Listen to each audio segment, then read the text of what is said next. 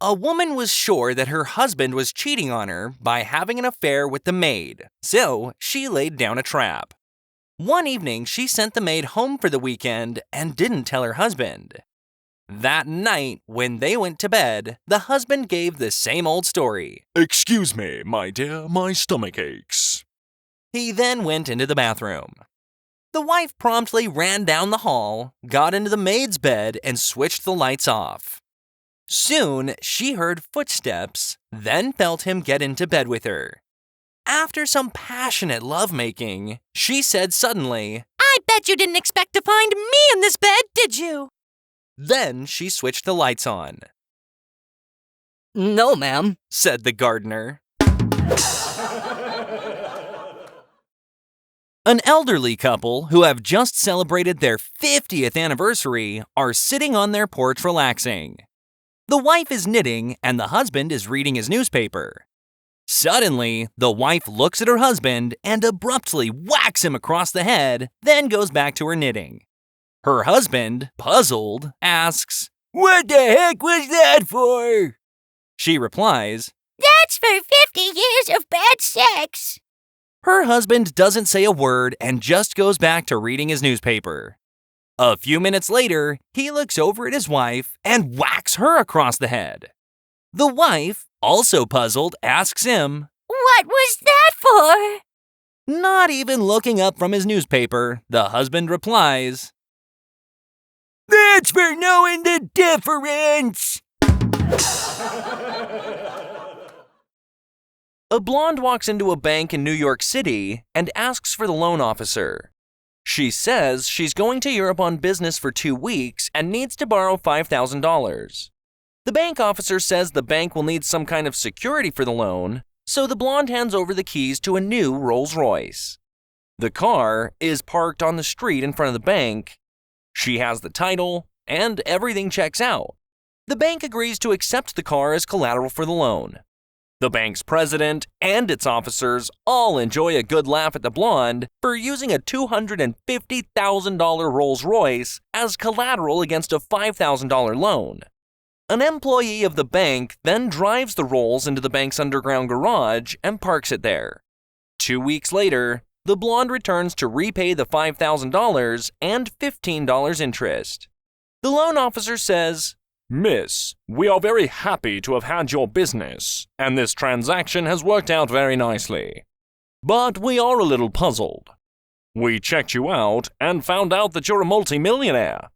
What puzzles us is, why would you bother to borrow $5,000? The blonde replies, "Where else in New York City can I park my car for 2 weeks for only $15 and expect it to be there when I return?"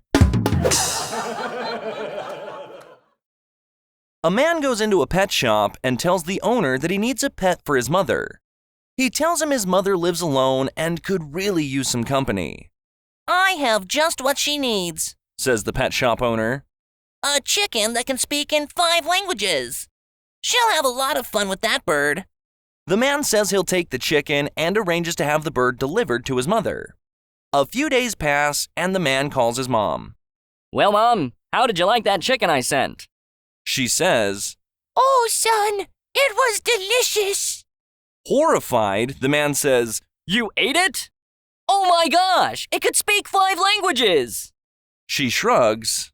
"Well, dearie, it should have said something." John and his wife Susan are winding down for the evening, getting ready for bed. Susan stands in front of a full-length mirror, scrutinizing her reflection with a critical eye. She furrows her brow, takes a deep breath, and finally speaks.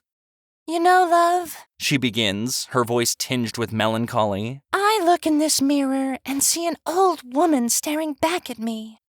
My face is all wrinkled, and my once perky breasts now barely stay above my waist. My bum is hanging out a mile. And just look at my legs. They're fat, and my arms are so flabby." John, already nestled under the covers with a book in his hands, looks up and watches her with a mixture of concern and tenderness. He sees her turning towards him, her eyes seeking reassurance. Tell me something positive to make me feel better about myself, She pleads, her voice almost breaking. He sets his book down, his mind racing for the right words to comfort her. He thinks long and hard, wanting to say something that will truly lift her spirits. After what feels like an eternity, he speaks up in a soft, gentle voice. Well, he finally replies, there's nothing wrong with your eyesight.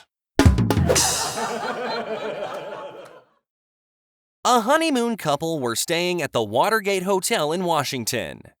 The bride was concerned. What if the place is still bugged? The groom responded, don't worry, honey, I'll look for a bug. He looked behind the drapes, behind the pictures, under the rug. Finally, he said, got it! Under the rug was a disc with 4 screws. He got out his Swiss Army knife, unscrewed the screws, then threw the screws and the disc out the window. The next morning, the hotel manager came upstairs and asked the newlyweds, How was your room? How was the service? How was your stay at the Watergate? why are you asking me all of these questions? Asked the groom. The hotel manager replied, Well, the guests staying in the room under you complained that their chandelier fell on them last night. While walking home from work, a businessman comes across an old lamp. He gently rubs it and out pops a genie. The genie informs the man that he may have one wish.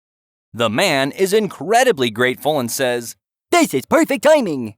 I have a really important presentation to give to the CEO of my company in a couple of days, and I really need it to go smoothly. Very well, says the genie. All you need to do before the presentation is say 1, 2, 3, and you'll deliver the best presentation of your life.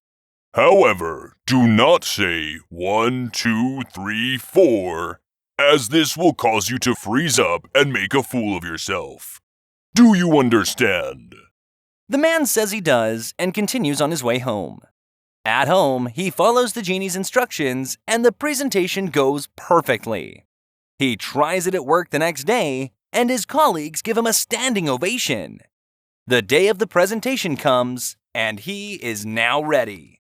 As the CEO signals him to begin, he whispers under his breath, 1, 2, 3. The CEO interrupts. What did you say 1, 2, 3 for?